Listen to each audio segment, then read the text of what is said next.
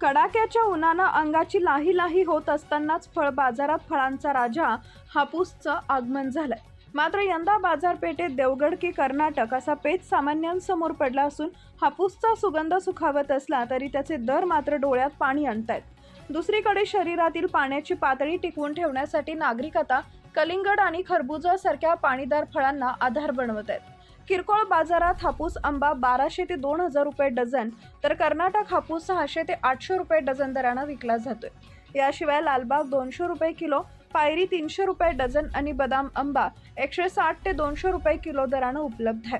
एप्रिलच्या सुरुवातीपासून बाजारात आंब्याची आवक वाढण्याची शक्यता असून संपूर्ण महिनाभर समाधानकारक पुरवठा होईल असा अंदाज आहे. सध्या बाजारात लालबाग 200 रुपये किलो, पायरी 300 रुपये डझन आणि बदाम 160 ते 200 रुपये असे आंब्याचे दर आहेत. एप्रिलच्या सुरुवातीला आवक वाढून दर आवाक्यात येतील अशी आशा आहे.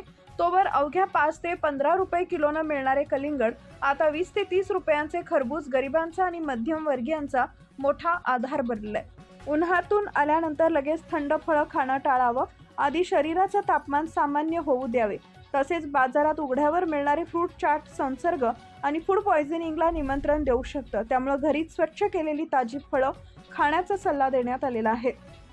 कुठल्याही प्रकारची फळं खाताना घरी पाण्यात स्वच्छ धुवून घ्यावी.